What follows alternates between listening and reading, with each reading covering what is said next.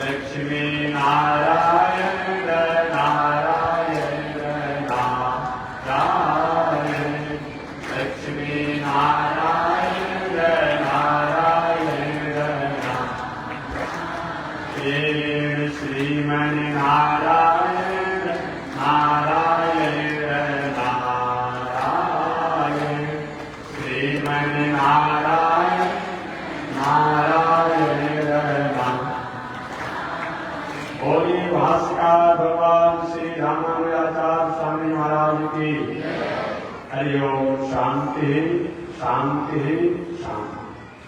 अनंताचार्य कृपया वेदांत द्वयपारगम रामकृष्णांग सर्वक्तम विश्वक्सेन मुनिं भजे कासायं यज्ञसूत्रं शुचिवपुषितधा चौधपुण्ड्रं सवारे यस्यास्ते दक्षहस्ते कलिकुमतिगिरीन्द्रवज्रं क्रीडन्नं संसाराग्नि प्रशान्त्यै मृतजलममलं दारुपात्रं पवित्रं श्रीविश्वक्सेन सूरे पदकमलयुग श्रेयसे संश्रयामि लक्ष्मीनाथसमारम्भा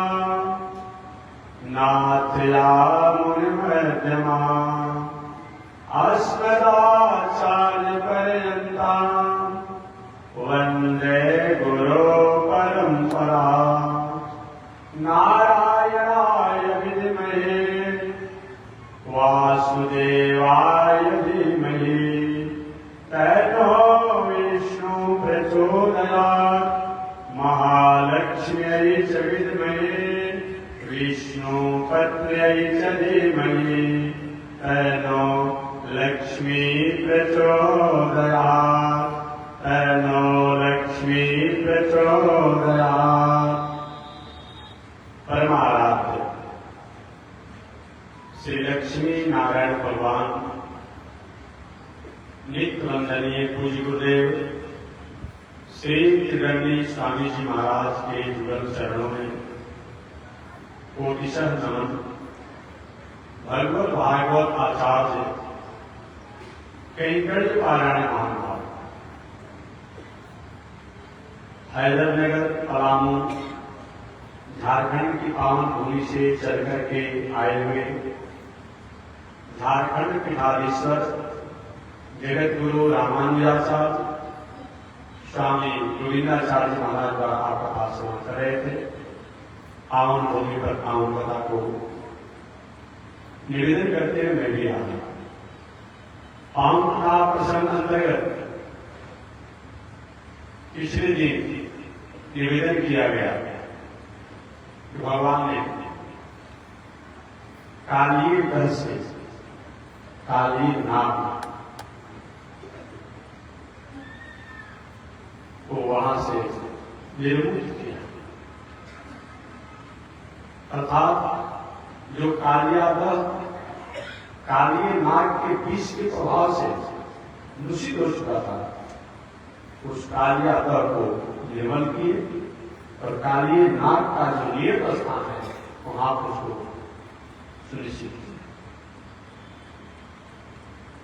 भगवान इस काली नाग के माध्यम से हम आपको संदेश देते हैं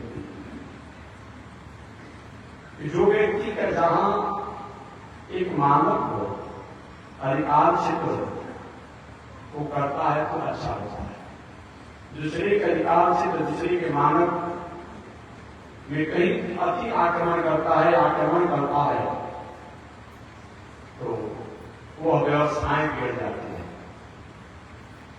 आज समाज में राष्ट्र में जो हम अपने स्वरूप से अपनी मर्यादाओं से अपनी संस्कृतियों से हट करके अपना जो बढ़त और परिचय बनाते हैं यह बिल्कुल उपयुक्त नहीं। गृहस्थ का धर्म है गृहस्थ जैसा, कर्मचारी का धर्म है कर्मचारी जैसा, वानप्रस्थी का धर्म है वानप्रस्थी जैसा, सन्यासी का धर्म सन्यासी जैसा, और सन्यासी विवाह करके पत्नी को साथ लेकर घूमने लगी। यह धर्म नहीं, लेकिन सन्यासी कैसा है, व्यस्त हो जाएंगे, पतित हो जाएंगे। कई गृहस्थ जो है वो सन्यासी बन जाएंगे, वो व्यस्त हो जाएंगे, विवाह नहीं करेंगे, आपत्ति बन जाएगा। कभी कभी धर्म भी अधर्म हो जाता है और कभी कभी अधर्म भी धर्म हो जाता है। गृहस्थ अगर कहीं विवाह शादी करके पत्नी की मर्यादा में अधिकार होने के बाद अपने पत्नी को त्याग करता है, तब वह शास्त्रीय परंपरानुसार दोष है।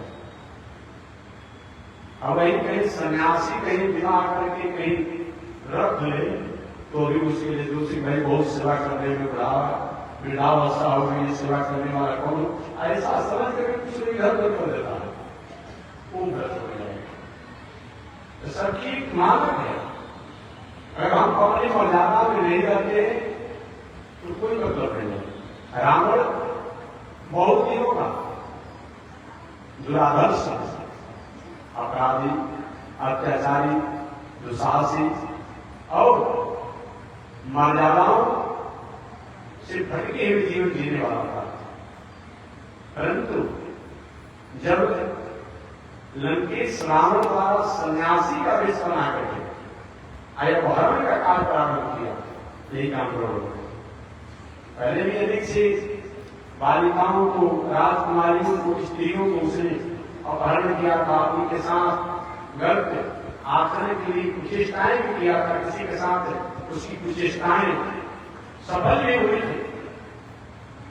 परंतु जब सन्यासी का वेश बना करके और सीता जी को अपहरण किया, एक वर्ष के भीतर उसका सब कुछ चला गया। इसलिए जीवन में हमें स्वधर्म धर्म श्रेयों पर धर्म को भयावह। आज कोई भी लोग एक दूसरे के धर्मों को अपनाने में आनंद आ रहा है। अब हम सन्यासी हो, हम कर काम कराने लगे, काम को मतलब नहीं आता है क्या? हम नहीं जानते हैं, जानते हैं?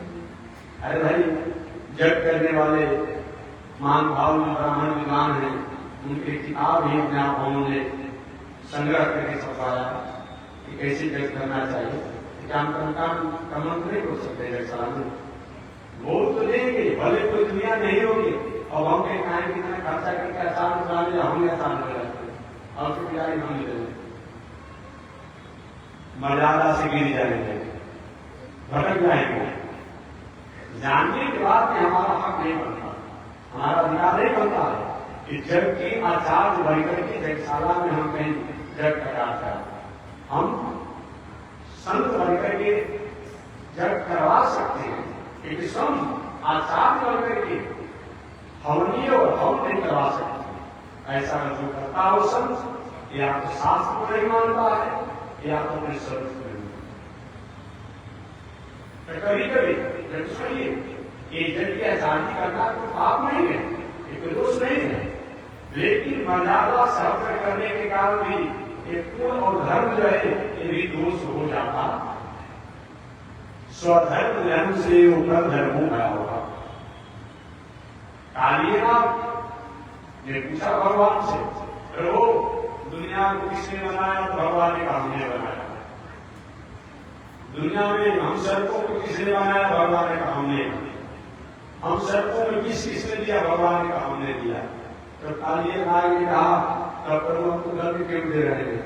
भगवान के धर्म इसलिए दे रहे हैं, तुम्हारा जहां स्थान रहने का है उसको छोड़ करके अब तुम काली हर में आए, यमुना जी का हर में आए हो, इसीलिए तुमको मैं शासन का राम धर्म दे रहा हूं।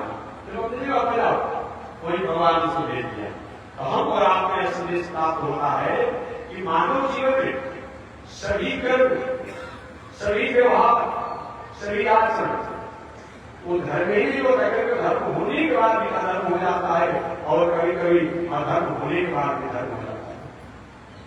जैसे कोई निकाल संध्या वंदन करने वाली स्त्री हो, तीनों काल संध्या वंदन स्नान ध्यान सब करने वाली हो, अपने पति के अलावा दूसरे पति के प्रति अगर पति की भावना करती है तो भ्रष्ट हो जाती है, भ्रष्ट हो जाती है। ये क्या है? धर्म, ये धर्म है। इसलिए कभी कभी जीवन के छोटे से छोटे हमारा कर्म और व्यवहार में हमारे लिए बहुत बड़ा संकट बन जाता है। कालियाना आगे कालिया हर को दूषित कर दिया था, भगवान ने मुक्त किया। आगे भगवान काली नाग को रमण द्वीप पर भेज करके जमुना जी के जो विष में जो जल हो गया था, उस विषमय जगत जल को उन्होंने निर्मल किया। आगे भगवान श्री कृष्ण अपनी गायों को चराने लगे। चराते चराते बहुत लोग थक गए तो वहीं पर लोग विश्राम किए। अब विश्राम किए, अचानक उसी समय गर्मी का दिन था, पेड़ों की घर्षण हुआ और जंगल में आग लग गई। जंगल में जो आग लग गई, ये सरपत का जंगल था। इस सरपत समझते आप लोग, जिसको टुकड़ी बना हुआ है, ऐसे सरपत का जंगल था, उसी में आग लग गई। ग्वाल बाल अचानक है कोई नहीं मारा, हमारी सारी गाय जल जाएगी, हम लोग स्नात हो जाएंगे, जल्दी से जल्दी अपने आप को याद करो लाला। भगवान ने कहा तुम स्नात करो, नेत्रबंध करो, नेत्रबंध करो। शरीर वालों ने नेत्रबंध किया और नेत्रबंध किया तो भगवान ने क्या किया? अग्नि को ही पान कर दिया। दावानल अग्नि को ही पान कर गया। तो यह सत्य की बात है। अरे भाई, जिसके द्वारा प्रकट ही अग्नि है तो पान करना कौन बड़ी बात है? आपने पढ़ा होगा, ओम चंद्रमा मनसो जाता चक्षो सूर्यो अजायता श्रोत्रावायुष प्राणस मुखादगिरजायता। हालांकि इसका कुछ विद्वान द्वारा प्राप्त किया जाता है कि भगवान की चंद्रमा ही मन गुरुवार करते कुछ विद्वान द्वारा कहता है चंद्रमा मनसो जाता। हालांकि अगर थोड़ी सी व्याकरण पर व्यामर पर थोड़ा सा विचार करेंगे तो उनके द्वारा इस अर्थों को जो किया जाता है ऐसा तो सब प्रतीत हो जाएगा, ऐसा होगा। चंद्रमा मनसो जाता, तो जाता शब्द जो है अस्थि शब्द के अर्थ में नहीं किया जाएगा, अस्थि बना है होता। यहाँ जाता शब्द का प्रयोग किया गया है। जाता मन प्रयोग होना, उत्तम होना, जन्म लेना होता है। सीधे शास्त्रों के अर्थों को अपने मनमाने ढंग से कर देंगे, ऐसा नहीं होगा। और उसमें भी देखिए तो क्या चंद्रमा मनसो जाता, भगवान श्रीमद नारायण के मन से चंद्रमा प्रकट हुए। सृष्टि के प्रारंभ प्रथम काल में एक बार तो चंद्रमा आखिरी ऋषि के पिता भी बने हैं, एक बार तो चंद्रमा आखिरी ऋषि के पुत्र भी बने। लेकिन सृष्टि के प्रथम बार प्रारंभ में चंद्रमा मनसो जाता सूर्यो अजायता बताया गया। चंद्रमा मनसो जाता चक्षु सूर्यो अजायता। को सूर्य है, नेत्र से जो है वो सूर्य प्रकट हुए। चंद्रमा मनसो जाता चक्षु सूर्यो अजायता श्रोत्राल वायु शब्द भगवान के काम से, श्रोत इंद्री से, काम से, श्रवण इंद्री से वायु प्रकट हुए। मुखादग्नि अजायता और मुख से अग्निदेव प्रकट हुए। एक बात, ये उपनिषद की कथा यहाँ तो नहीं है, उपनिषद की कथा है कि एक बार अग्निदेव को अहंकार हो गया। लेकिन सब कुछ अच्छा है, लेकिन जीव में, प्राणियों में, मनुष्यों में जब अहंकार आ जाता है तो भगवान को थोड़ा सा अच्छा नहीं लगता है। भगवान कहते मैंने इस भोले भाले भंडारी को सब कुछ मैंने दिया। अहंकार करता है अपने लिए, अहंकार मूढ़ात्मा गोविंदा रेता गम। अरे मूढ़ात्मा, तुम अहंकार करते हो, घर द्वार मकान भरान सब कुछ हो और वहां से मैं स्विच करा देता हूं, मकान में गाड़ी लग जाएगी, खड़ी है द्वार पर वहीं रह जाएगी। लेकिन भाई भाई मकान जो है उसे जल्दी निकाला जाएगा। सुंदर पत्नी है, वो भी कहेगी अब कुछ होने वाला हो गया, क्योंकि जल्दी कीजिए, घर भूत जैसा लग रहा। पत्नी भी भूत जैसा मानकर बाहर निकाल देगी। वो जब तक स्विच बरकरार रखे हैं, कुछ नहीं किए फिर आप भी मांगा करते हैं। भगवान का अहंकार आत्मा वो बिना रहता क्यों? अगर हमारे में अहंकार आता है तो परमात्मा इस अहंकार को हटाने देते हैं। अग्नि को अहंकार हो जाता है, हम सब कुछ चला देते हैं। भगवान एक बार वेश बना कर गए, एक जात में एक अग्नि का एक नाम है जात में। जात में क्या है आपका परिचय? अग्नि देवता की जात में सब जन्म दिला। क्या है आपका गुण है? एक सब कुछ जला देते हैं। भगवान ने एक तृण को फेंक दिया, अग्नि ने पूरे अपने शक्ति लगा दी, लेकिन तृण को नहीं जला। भगवान का अहंकार करते हो, मेरे तेज के कार्य तुम जलाते हो तो कार्य में खा सकती है, उसमें अग्नि का अहंकार हो। तो भगवान के मुख से ही अग्नि प्रकट है। वो भगवान बड़ा अग्नि को आंधी कर जाए तो कौन बड़ी बात है? कोई बड़ी बात नहीं है। ऐसे भगवान ने जमुना जी के तट पर सरपट के जंगलों में लगे हुए आग को पान करके और दावानल से उस बाल बालों को गायों की रक्षा किया। इस प्रकार जब भगवान श्री कृष्ण द्वारा इस लीला को उन बालों ने जो देखा, जो कर लौट कर गए, कहा आज हम लोग कन्हैया नहीं होता हम सब लोग का प्राण समाप्त हो जाता। आज हम लोग इस कन्हैया के कारण उस अग्नि की ज्वाला से हम लोग बचे गए। पुनः सब लोग अपने अपने गायों को लेकर के और आगे बढ़े। एक दिन संयोग से भगवान पुनः अगले दिन ग्वाल बालों के साथ गाय बछड़ों को चराने के लिए एक और राक्षस आ गया। उस राक्षस का नाम था परमवासु। इतना जीवन में किसी को संकट आया होगा? महाभारत का प्रसंग है, क्या नहीं है? महाभारत प्रसंग में धर्मराज युधिष्ठिर जी नारद जी से पूछे, महाराज मेरे जीवन की इतनी बड़ी आपत्ति विपत्ति संकट समस्या है, क्या ऐसा और भी किसी के साथ हुआ है? भगवान नारद जी ने धर्मराज युधिष्ठिर का युधिष्ठिर राम से तुम क्या करो, जो राम को राजमहल में रहना चाहिए अब अवधा में जंगल में चले गए।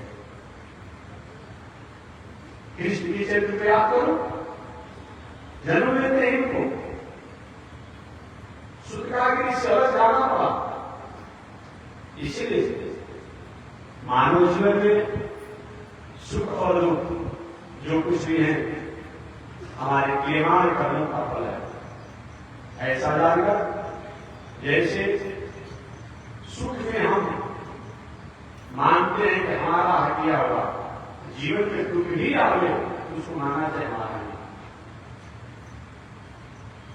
कहीं आप नौकरी करते हैं, बिजनेस करते हैं, कुछ मुनाफा हो जाता है, कहते हैं ना 20 साल 1 लाख रुपया का मुनाफा किया और 10 आदमी से कहते रहते हैं आज जीवन में कहीं दुख आ गया। अब घूम कर कहते हैं न जाने क्या भगवान का हम बिगाड़ा था, न जाने श्रीराज भी करते हैं, छठ भी करते हैं, नवरात्र भी करते हैं, द्वितीया भी करते हैं और भी कुछ करते हैं। लेकिन ऐसा होता बिजनेस व्यापार में का फायदा हो गया आपने भी आगे विषम परिस्थितियां आगे अवसर विद्युताओं का उदाहरण दे रहे हैं। क्या मतलब जब हम बिजनेस व्यापार जब इस प्रकार के सुख शांति आनंद के अधिकारी हम हैं तो जीवन में हमारा दुख भी आता है उसका भी अधिकारी नहीं माना पड़ेगा। हालांकि यही हम लोग नहीं कर पाते हैं। घर हमने बनाया दलान हमने बनाया, मकान हमने बनाया, अनु किया, बेटा की नौकरी हम बनाया, ये सब हमने किया। जीवन में किस प्रकार के संकट आपत्ति आ जाती है तो यही में ब्रह्मा ने हमारे ऊपर चक्र फेंक दिया। ये क्या मतलब होता है? सब कुछ करने वाले आप हैं, विवाह शादी करने वाले आप हैं, अगर आपत्ति को दिया गया तो नहीं हो गए, नहीं किसी को आपत्ति प्रति संकट समस्या देते ही नहीं है। नहीं मंगल भवन अमंगल हारी अद्रव सुदशरथ अहिरा, वो तो मंगल के भवन है, अमंगल को दूर करने वाले। भला ऐसे परमात्मा किसी को कैसे भी देख सकते हैं? देख ही नहीं सकते, ये कर देते हैं। इसलिए जीवन में कहीं भी रहे, हम चाहे हिमालय में रहे, चाहे गांव में रहे, संकट समस्या आपत्ति हमारा पीछा नहीं छोड़ती है, किसी को छोड़ा भी नहीं। इस संसार में ईश्वर विराय हो, ब्रह्म विराय हो, उनको भी उन परिस्थितियों से गुजरना पड़ा है, तो हम और आप क्या? और एक बात और मैं निवेदन करूंगा, इस दुनिया में जो भी महापुरुष आए, जो भी लोग आए, महानुभाव आए, एक भी महानुभाव महापुरुष का बता दीजिए जीवन चक्र में उनके जीवन में समस्याएं नहीं आती, कोई ऐसा नहीं है। संत होता, भगवान होता, ऋषि होता, प्राय लागे होता। इसलिए अंतर इतना है कि संत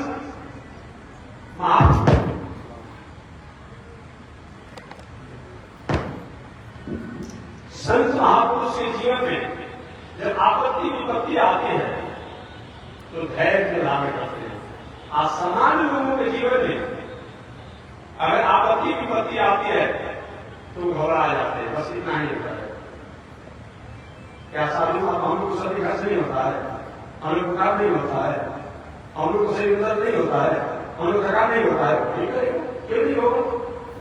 लेकिन हम उसको सहज स्वीकार कर लेते हैं। आज सामान्य व्यक्ति के जीवन में होता है तो 10 आदमी से कहकर अपने दुखों को व्यक्त करता है, प्रति नहीं बाकी सबके जीवन में होता है और बाकी बहुत अंतर नहीं है। भगवान श्री कृष्ण एक संकट को दूर करते दूसरा संकट सामने आ जाता है। बसंत ऋतु का समय आया, भगवान श्री कृष्ण कुछ और लीलाओं को करना चाहते थे, ऐसा विचार कर श्री बलराम जी और श्री कृष्ण, बलराम जी और श्री कृष्ण भगवान बाल बालों के साथ गायों को चढ़ा रहे थे। बीरबल के सभी बाल बाल अनेक प्रकार से खेल खेल रहे थे, कभी आंख बिछौनी, कभी दूसरे के पीठ पर, कभी बकरियां दूसरे के पीठ पर बैठ जाना, कभी दूसरे को पकड़ने का जो खेल होता है, अनेक प्रकार के खेलों को खेल रहे थे। और उसी समय एक राक्षस आया, जिस राक्षस का नाम था प्रलम्ब। प्रलम्ब नाम का राक्षस आया और आकर के उन कृष्ण और बलराम जो खेल रहे थे, एक टीम में कृष्ण थे और एक टोली में बलराम जी थे। उसने विचार किया कि उसी रूप बना करके बाल बालों का कृष्ण को लेकर पूछ जाएंगे और ले जाकर आकाश मार्ग में मार डालेंगे।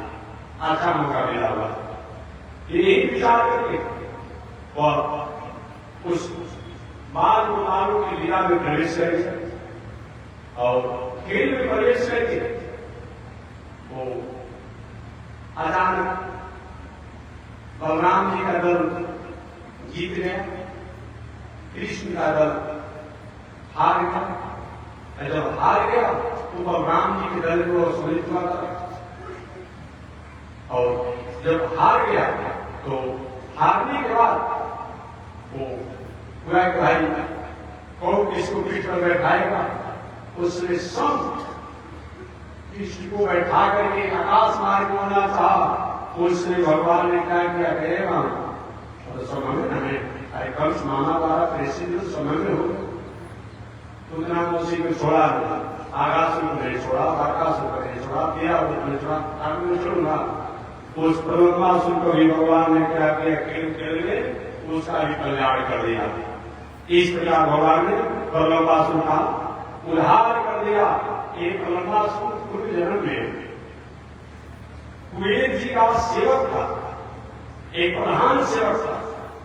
एक बार यह परमासुर कुबेर जी के लिए पुष्प लाने के लिए गया था पूजा के लिए, और बीच में ही इसने क्या किया, उस पुष्प को अपने श्रृंगार में लगा लिया। कुबेर जी को जब पता चला गया था वो तो राक्षस था, पूजा के पुष्प अपने काम में ले लिया। वही कुबेर जी के साथ के कान कुबेर जी का सेवक रहे, अगले जन्म में कलम्बासुर। आगे भगवान और भी अनेक लीलाओं को करना चाहते हैं, और लीलाओं को करते हुए भगवान गिरिनाथ करना चाहते हैं। और वर्षा ऋतु के बाद कहते हैं कि इस तरह भगवान अनेक लीलाओं को करते हुए बसंत ऋतु के बाद बसंत ऋतु, ग्रीष्म ऋतु के बाद वर्षा ऋतु का आगमन हुआ। एक बसंत ऋतु के बीतने के बाद, ग्रीष्म ऋतु के बीतने के बाद वर्षा ऋतु का ऋतु चल रहा है। एक वर्षा ऋतु का समय आया, आषाढ़ का महीना था। आषाढ़ महीना में गुरु पूर्णिमा का एक बहुत बड़ा महत्व होता है। गुरु पूर्णिमा का मतलब क्या होता है? जैसे पूर्णिमा अपने आप में पूर्ण होता है, तो जीव की पूर्णता गुरु के द्वारा ही होती है। गुरु का मतलब गुरु तत्व से, वरिष्ठ तत्वों से, श्रेष्ठ तत्वों से शरीर के कल्याण के लिए संसारिक साधन की आवश्यकता है।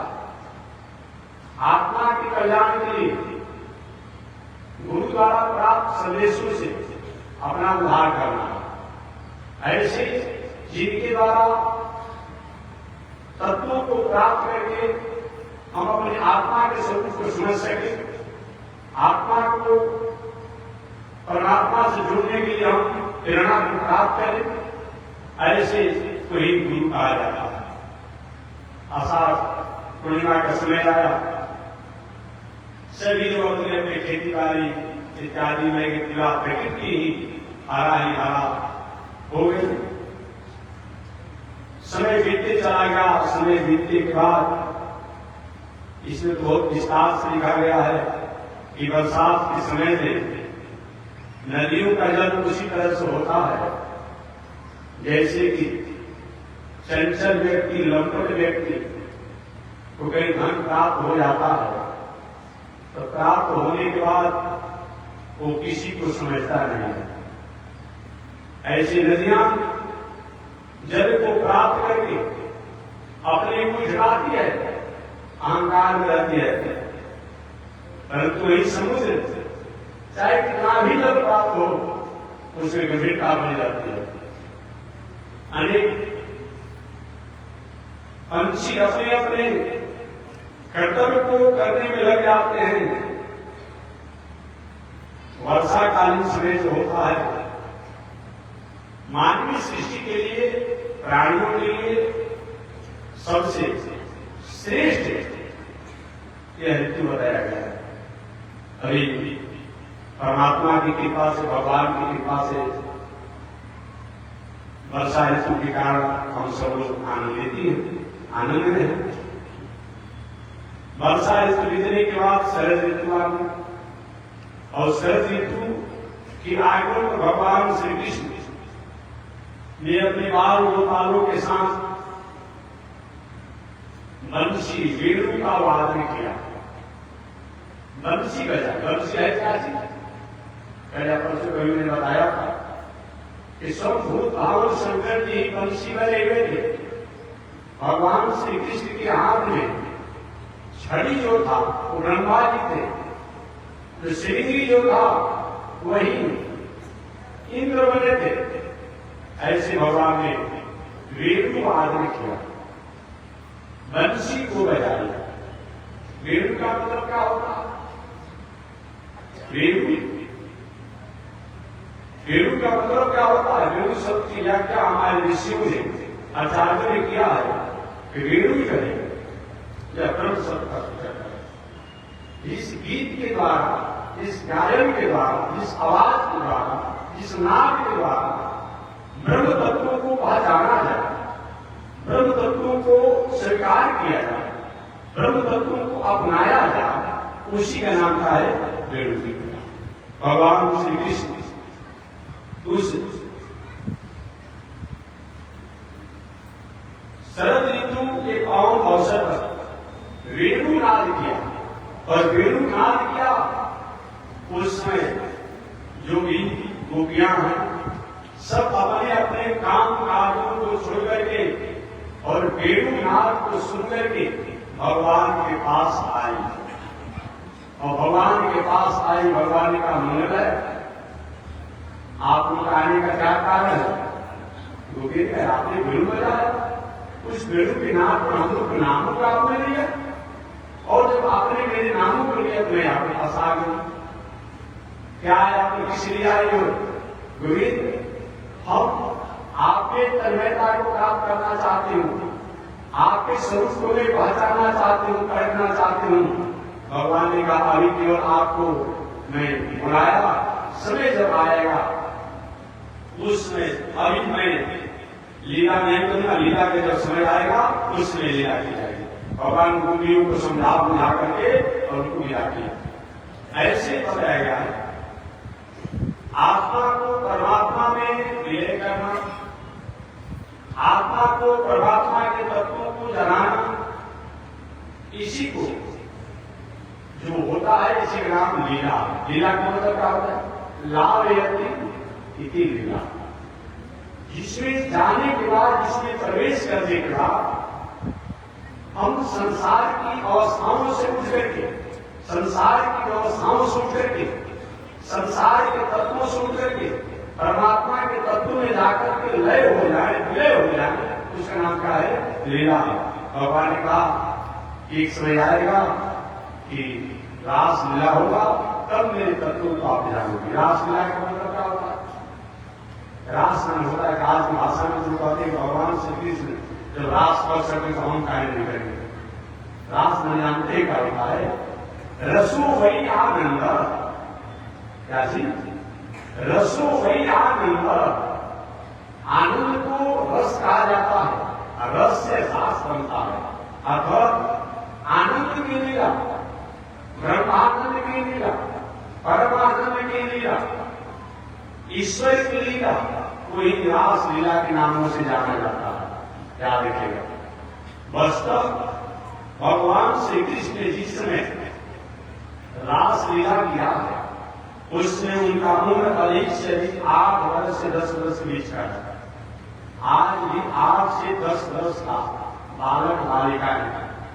कहीं एक साल में तो थोड़ा कम हो गया, भाई जी की छोटी फसल 1 वर्ष का लड़का हो रहा है, चल जा रहा है प्रज्ञा पढ़ने के लिए। लेकिन अब 8-10 वर्ष तक तो लड़का जो होते थे एक भव्य भी बन कर जाता था। मार्किन माता जी अपने आप गांव में मान देती, मार्किन को समेट दिया जाता, ऐसी तरह मार्किन काम में घूमते रहता। अब न है कि लड़का के गर्भ में जन्म लेने वाला पहले से जीता घर में रख दिया जाता, कुर्ता घर में रख दिया जाता, और हो गया मोबाइल तो घर में रख दिया जाता। क्या है कि सबसे खिलौना के मोबाइल दे दिया जाएगा आज की बात होगी। लेकिन पहले अब 1 वर्ष के लड़का को जूता बनाया जाता था, अच्छा बनाया लड़का को। अरे 5 वर्ष के बाद 10 वर्ष के बाद में जूता चप्पल की बात भी समझ में आती है। तो समझिए आज से 6000 वर्ष पहले ये अभी भटकता हुआ है, चंचल जुग है। इस चंचल जुग में भी आज भी 8 वर्ष से 10 वर्ष रहेगा क्या किसी प्रकार के उचित कर्मों में भटक सकता है? हमारे समय से तो बहुत मुश्किल काम है। उस समय समझिए भगवान श्री कृष्ण 8 से 10 वर्ष कहे तो क्या उन अगर संसारी बात मानते हैं तब, अगर ब्रह्म तत्व मानते हैं तो कोई आचरण करने का मतलब नहीं होता, तो कोई टीका टीकी करने का मतलब नहीं होता।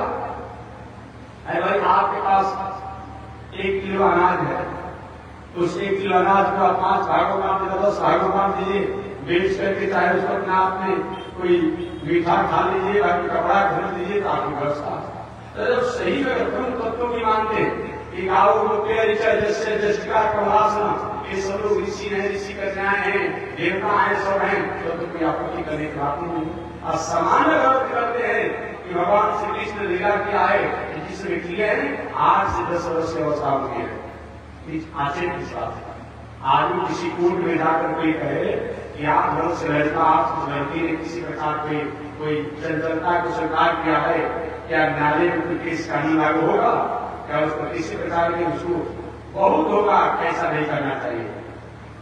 तो उसमें किसी आप कमेंट कर ऐसा करें किस प्रकार का भगवान उसमें 8 से 10 वर्ष अवस्था है।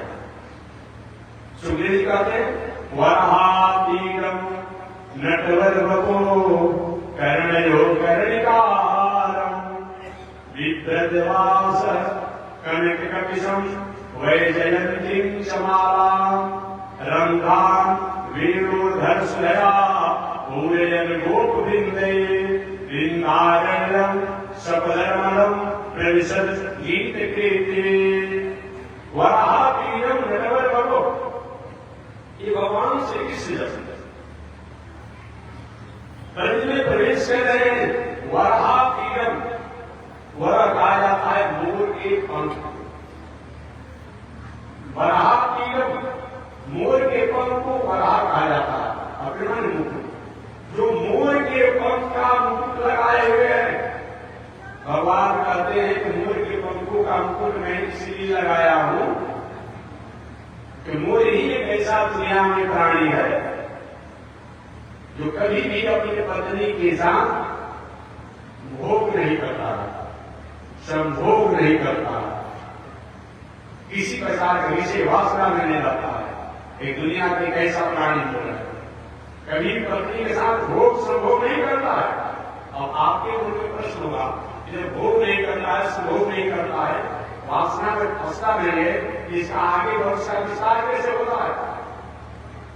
तो मैं निवेदन करना चाहूंगा, जब बरसात का समय होता है, मेघ जोरों से गरजते रहते हैं, रिमझिम बारिश होती रहती है, वो मोर जो है अपने आंखों को फैलाकर नाचता है, जोरों से नाचता है। तो नाचते समय मोर के नेत्रों से अश्रु बूंद गिरते हैं।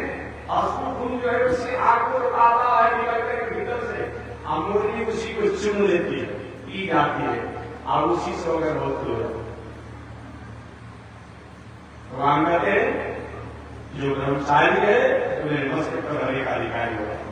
इसलिए भगवान मोर के पंखों करते हैं। वराहपीडं नटवर बपु कर्णयो कर्णिकारं। नटवर बपु, लीला करने वालों में, नटवर स्वभाव में जो श्रेष्ठ है, नटवर बपु। कर्णयो कर्णिकारं, कर्णयो ये बहुवचन शब्द है। कर्णयो कर्णिकार ये बहुवचन शब्द है, कर्णयो शब्द है। एक ही माला को दोनों कानों में लगा देते हैं। ये माला जो इस माला को इस तरह सजा करके और ऐसे लटका देते हैं। कर्णयो कर्णिकार, एक माला गया दूसरा इसका नहीं हुआ, एक ही पुष्पोक्ति कला को शब्दा द्वारा दोनों कान पर लगा देते हैं। इतना कला को शब्दा में कर्णयो कर्णिकार विगत वासव कनक विषम वैजयंतीं समालां। इसके अलावा ये विगत वासव कनक विषम वैजयंतीं समालां, ये समय प्रकार से कानों में सुंदर कुंडल है, वैजयंती का माला पहने हुए हैं, सुंदर बंसी को धारण किए हुए हैं, रंगान वीरोधर सुया पूरयन् गोपवृन्दे। सुंदर बंसी पर अपने कानों को देते हुए मानो वो गोपों के साथ जो है वृंदावन में, ये मानो गोपियों को सबको गोपाल वालों को बुला रहे हैं। वृंदारण्यम, ऐसे बंसी का नाद करते हुए वृंदावन के जंगल में भगवान प्रवेश कर रहे हैं। ऐसे उनके गीतों को सुनकर के गोपियां आती है।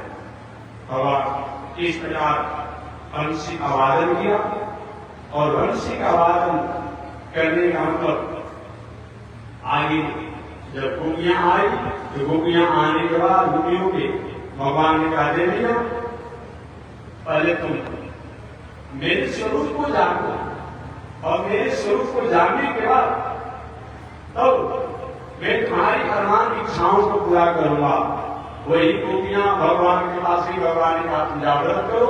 समय पाकर के गर्मी के महीना में ये गोपियां भगवान को प्रसन्न करने के लिए, परमात्मा की प्राप्ति के लिए एक व्रत किया, जिस व्रत का नाम है कात्यायनी व्रत।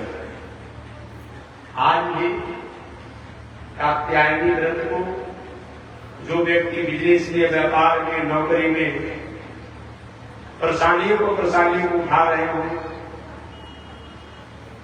लक्ष्मी जी जिस संपात में प्रसन्न होना चाहिए वैसे नहीं हो पा रहे हैं, कन्याओं के विवाह में बाधा पहुंचता हो, विवाह होते होते कट जाता हो, ऐसे में इस कात्यायनी व्रत और इस मंत्र का जप किया जाए तो निश्चित रूप में कन्याओं का विवाह समयानुसार मंगलता को प्राप्त होता है। हालांकि उसे इसका नियम भी पत्रा में विद्वानों द्वारा बताया गया है। मैं संक्षिप्त निवेदन करूं, कात्यायनी व्रत करने का नियम है, इसमें तो कम होगा, लेकिन मैं एक संक्षिप्त निवेदन करूं कि कात्यायनी व्रत के बारे में बताया गया है।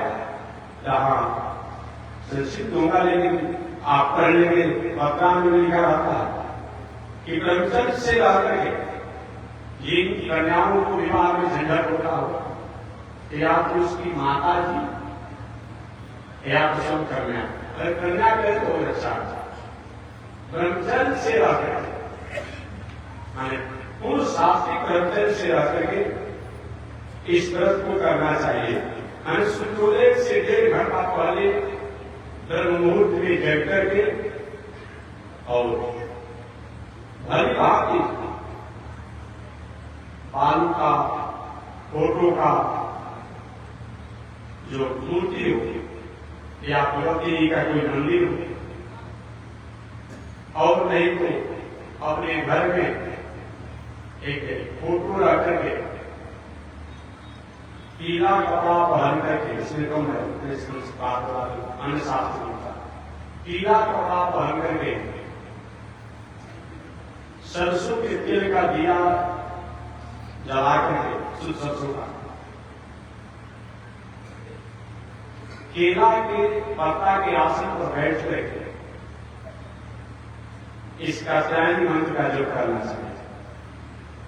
पहले नीचे कोई आसन डाल अपने आप रख लीजिए और ऊपर से कैसे बीजेंगे मैं अपना आसन पीछे से, तो केला के पत्ता का सूखा पत्ता, केला के सूखे पत्ते का आसन पर बैठ करके सरसों का तेल का दिया जला करके, पीला वस्त्र पहन करके, संभव हो तो छोटा सा केला का गाछ एक गमले में लगा कर जप करना, वहां रख लीजिए और भगवती का, लक्ष्मी जी का फोटो रख करके इस मंत्र का जप करने पर जो बहुत दिनों से अभिभावक का जीवन में बेटियों के विवाह करने में परेशानियां झेलते हैं, महाराज विवाह करते करते कहीं कर दिया, ऐसा होता हो, इस व्रत को करने से मंगलमय और सफलतापूर्ण विवाह होता है।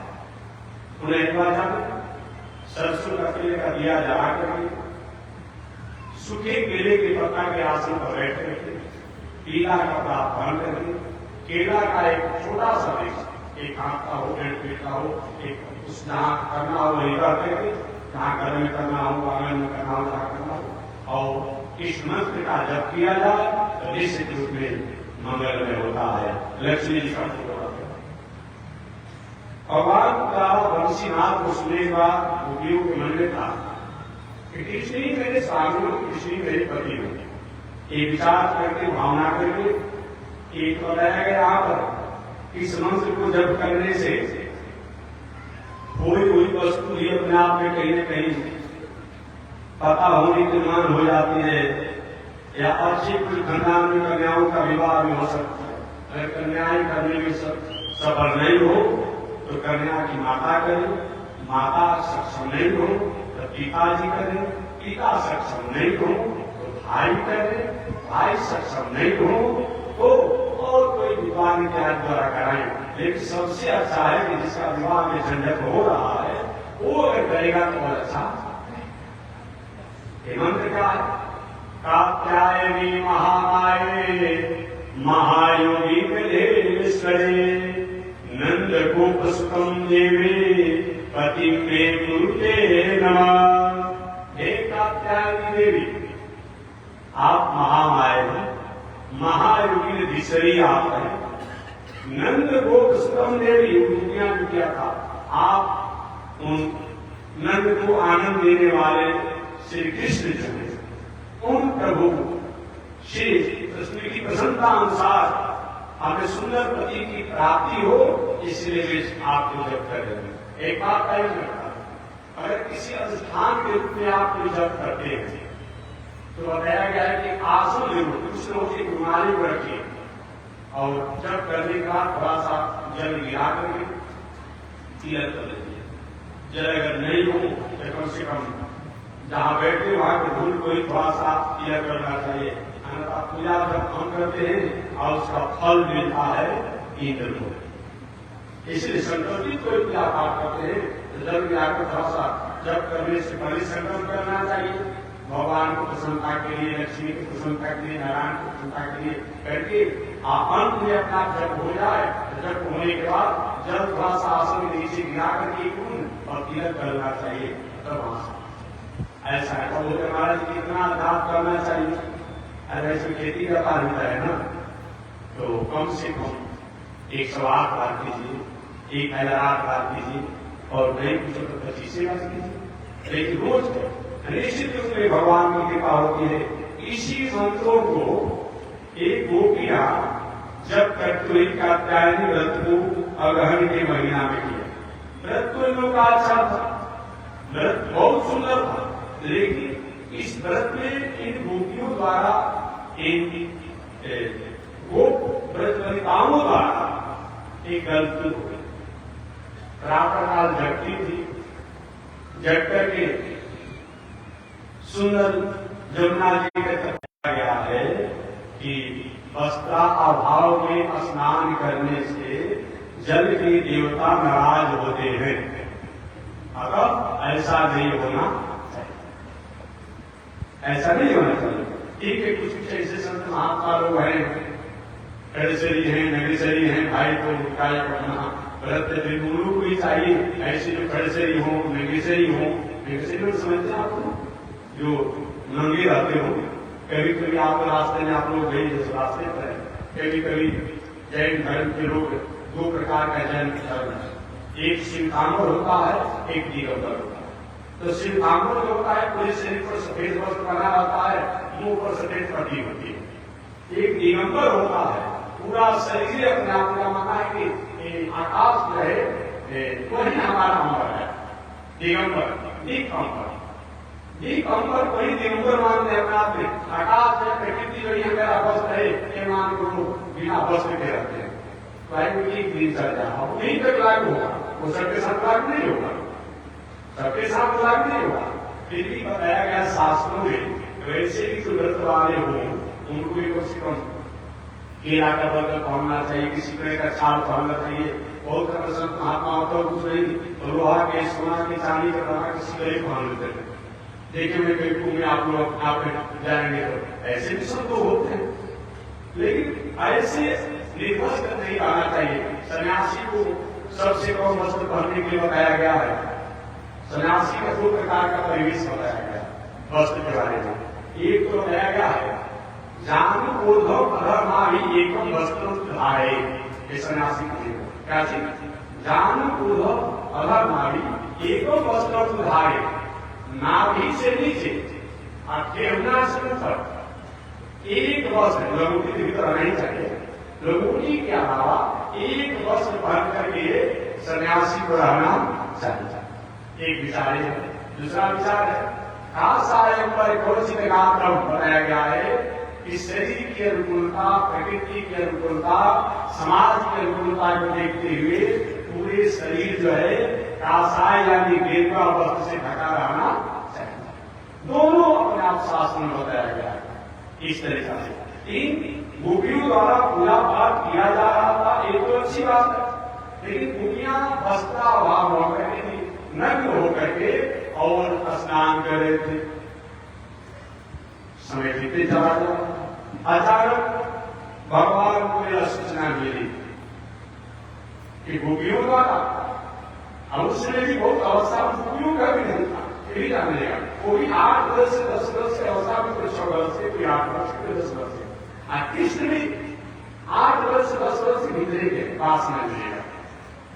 आज ये लड़का लड़की कहीं नदी पर कहीं नहाता है, दूसरे कपड़ा लेकर भाग जाता है, क्या मतलब होता है? कोई दूसरा बात होता है, आदमी ऐसा होता है, कोई मतलब नहीं।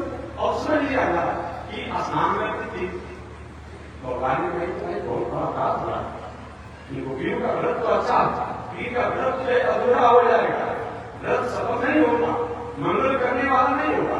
एक विचार कर, एक दिन भगवान करे, गोपियां जब ब्रह्म मुहूर्त में जब स्नान करें जमुना जी के तट पर करके और स्नान करे थी, अचानक भगवान ने क्या किया, उन सभी गोपियों के कपड़ा को बटोर करके गौरव जमुना जी के तट पर और गोपियां स्नान करके आई थे, उनका बस देख रही है, आंधी चला नहीं, तूफान हुआ नहीं, और कोई आया गया नहीं। कौन आखिर यहाँ बस क्या हुआ? चारों तरफ इधर उधर देखने लगी गोपियां, कहीं बस दिखाई नहीं पड़ रहा। अचानक देखते कहीं पर देखा, ऊपर अगर देखा बगल देखा, जब कहीं पर थोड़ी सी दृष्टि उनके ऊपर गई, अब ऊपर गई तो श्रीमान जी एक कदम के वृक्ष के पत्ते में छुपे हुए थे, वस्त्रों को लेकर। अरे लाला, तुम इस धन मेला में कैसे आ गए? बोल नहीं रहे हैं। तुमने मेरे वस्त्रों को लिया है क्या? भगवान बोले नहीं। हाँ बोला नहीं नहीं, तुम्ही मेरे वस्त्रों को लिए हो, जानते हो कहां मेरा वस्त्र क्या हो गया? नहीं कह मुझे क्या जानता तुम्हारा वस्त्र क्या हो गया? तुम आती तुम कहां अपने वस्त्रों को नहीं क्या जानता हूं? नहीं, तुम जानते हो वो वस्त्र लाल रंग के पीले रंग की चादर दिखाई पड़ रहे हैं, ये तो एक कदम के वृक्ष से फूल है, रंग बिरंग के फूले हुए। नहीं नहीं बाबा ऐसा मत करो, ये मेरा वस्त्र है, दे दो।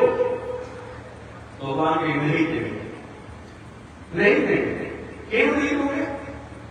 एक बताओ, एक बड़ो देवता है, तुम अपमान कर रहे हो, तुम्हें पता है एक तुम्हारा व्रत अधूरा हो जाएगा, ऐसा कैसे करेंगे? गोपियों ने कहा, जो ब्राह्मण स्वभाव के थे, जो ब्राह्मण गोपियां थी, सुनो नहीं देंगे आपके बाप दादा परदादा इतने बड़े धर्मात्मा, इतने बड़े ओजस्वी तेजस्वी, आप ऐसा काम करेंगे? ब्राह्मण को क्या करते हैं? प्रशंसाएं नहीं करते हैं, प्रशंसाएं नहीं करते हैं। एक तो भाई इतनी बड़ी खानदान परिवार को होकर के पर ऐसा ही लागू करना चाहिए। लेकिन देखो बात तो तुम ठीक कर रही हो, लेकिन एक तुमने अपराध किया और तुम नहीं दूंगा। जो सती स्वभाव की कन्याएं की सुनो, नहीं दोगे ना अनंत वाला से कर दूंगा, तुम्हें नाम प्रकार होगी। एक वो तो मेरे पिताजी रखते हैं, जो वैश्य स्वभाव की गोपियां थी, उसने कहा अरे लाला बताओ, इतने बड़े आदमी हो, वैश्य लोग जो होते हैं झगड़ा विवाद नहीं करते हैं, समझौता करते हैं। आज भी अगर कहीं कोर्ट कचहरी में देखेंगे तो वैश्य समुदाय के लोग कि अपने आप में कम विवाद होता है, विवाद ये कम विवाद होता है, ये समझौता पक्ष रहते कि व्यवसाय करना, जहां समझौता होता है, संधि होता है, वही लक्ष्मी की प्रसन्नता होती है। जहां समझौता नहीं होता है, वहां लक्ष्मी की प्रसन्नता नहीं होती है। अभी नहीं एक पूरी किसी ने फसल करा दिया और झगड़ा हो गया, 3 की केस चल रहा, ये चल रहा। और तो सेवक स्वभाव के अपने आप में जो दुनिया थी, हम तो तुम्हारी दासी है, दासी है, दे दो। इस प्रकार सबने कहा, न मया वेशिता धीरा काम कामाय कल्पते भजिता क्वथिता धामा प्रायो बीजाय से घर पहुंचाना। इस प्रकार गोपियों ने अलग अलग तरीका से प्रार्थना किया। भगवान ने कहा देखो मैं तुम्हारा वस्त्र तो दूंगा, लेकिन आगे तो गुरु देवता से क्षमा मांगो, क्षमा मांगो। अरे लाला क्या बात करते हो? वस्त्राभाव में कैसे मैं जल से बाहर निकलूं? मैं जल में हूं, वस्त्राभाव है, कैसे मैं बाहर आऊं? पता चल रहा है, पता नहीं चल रहा है कि तापमान हमने किया है। वस्त्राभाव जल से बाहर नहीं आ सकती हो, अवस्त्राभाव नग्न होकर के जल में स्नान कर सकती हो। वहां तुम्हें लज्जा लगती है, हम लज्जा नहीं लगती है। तो जैसे तुझे अपराध जिस प्रकार का किया है उसी प्रकार का गलत का प्रोग्राम लो। भगवान ने कहा कि अपना अपना आकर के वस्त्र ले लो, अरे बाबा ऐसा मत करो, ऐसा मत करो। अंत में भगवान ने पूरा कपड़ा को नीचे गिरा दिया। गोपियां आकर के अपने अपने वस्त्र को ली। अरे आज रात काम पकड़ लो, क्षमा मांग करो देवता से कि ऐसी हमारे द्वारा गलती नहीं होगी। लाला आज रात हमारे द्वारा ऐसी गलती नहीं होगी। यही भगवान ने चीर हरण की लीला, चीर हरण की लीला की है ये भगवान। अब इस पर कुछ विद्वान लोग, कुछ लोग जो होते हैं उनका विचार बताइए भगवान को ऐसा करना चाहिए क्योंकि देखिए ये भगवान ऐसा क्यों किया। भगवान ने इस लीला को करके बताना था। गोपियों में तो अपने व्रत का ठीक था, परंतु इनके व्रत करने का तरीका जो ठीक था, उस व्रत को मर्यादा में अनुपालित करने के लिए उन्होंने ऐसा काम किया। बस तो अपने आप में भगवान को इस चीर हरण लीला द्वारा किसी काम की वासना नहीं होती है, काम की भावना कहीं प्रेरित नहीं होती है। इस पर भगवान ने चीर हरण की लीला में किया। आगे भगवान ने एक और लीला की वस्तु में रखी, एक और लीला किया। अगले दिन भगवान अपने गोपाल बालों के साथ गायों को चराने के लिए गए और गाय चलते चलते बहुत दूर चली गई। बाल गोपाल अपना भोजन लेकर के गए थे,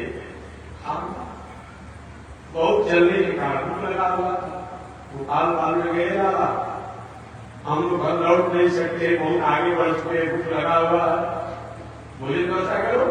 भगवान की जगह में भोजन ना चलाए। अरे लाल कैसे बनाएंगे? अचानक मंत्रों की ध्वनि सुनाई पड़ रही थी कुछ दूरी पर। भगवान ने कहा ये मालूम पड़ता है कि जग हो रहा है, जाओ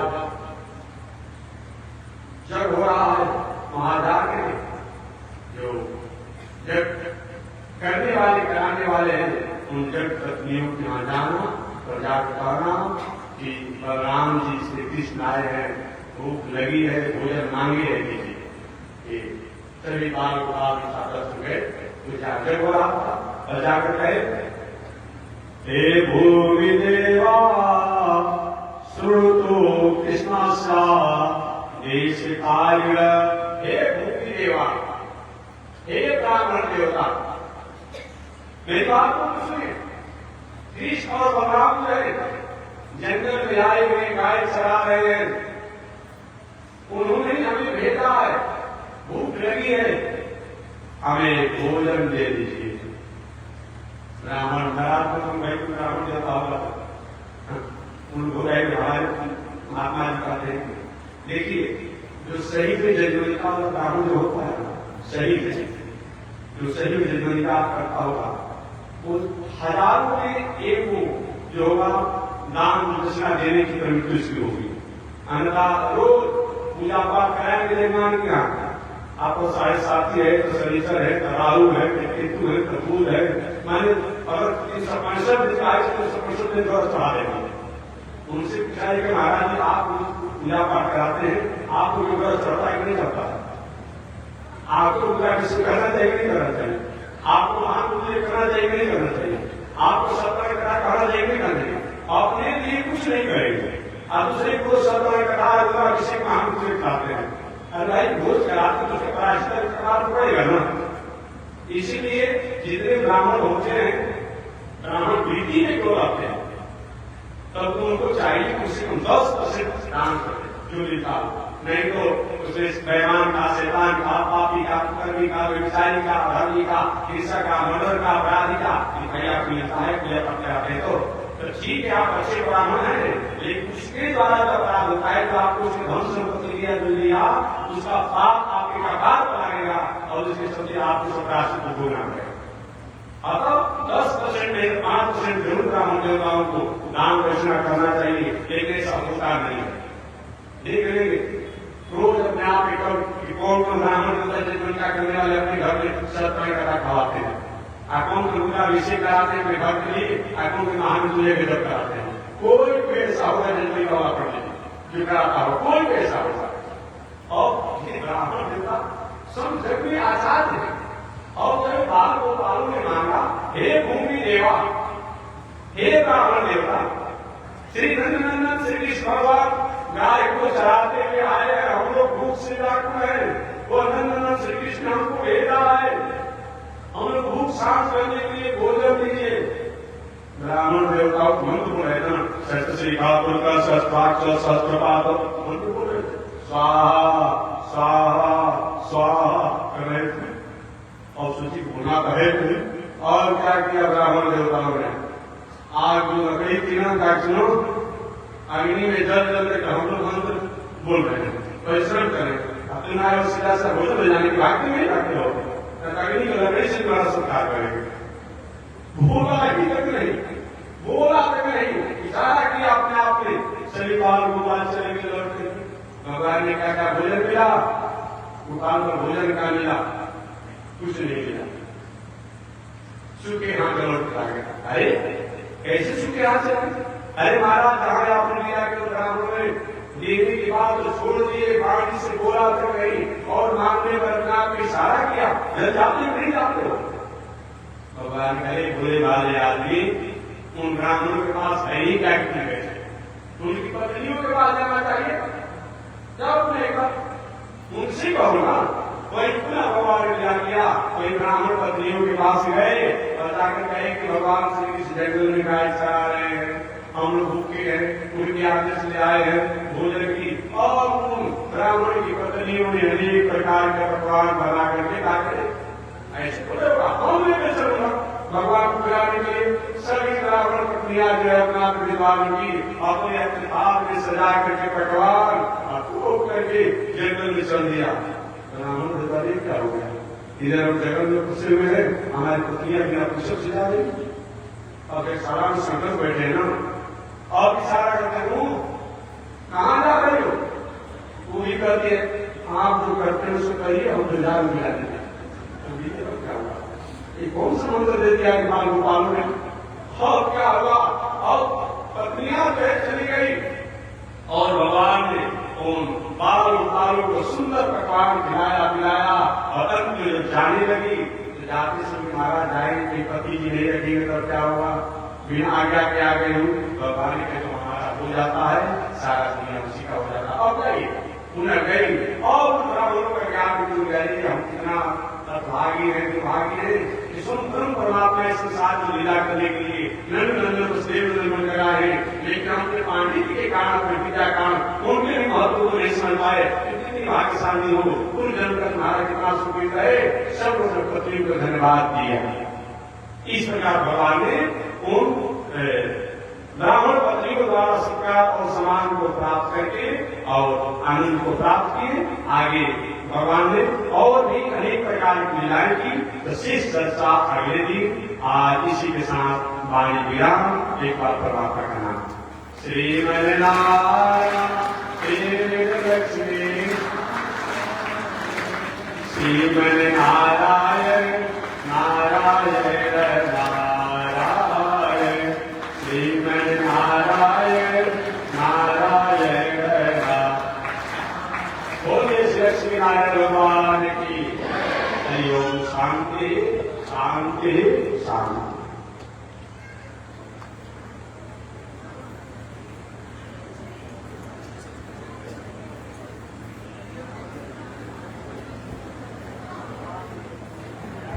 ओम चंद्रमा मनसो जात चक्षो सूरजो अजायत श्रोता वायु प्राण समुदायत श्रीसते लक्ष्मी सुभद्रा भवरात्रे आर्षे सत्कारि रूपमस्मिन् व्यात्मम् ईश्वरनि खाण मोमनि खाण सर्वलोकं मयि खाण। लक्ष्मी नारायण भगवान की, स्वामी जी महाराज की। शांति शांति।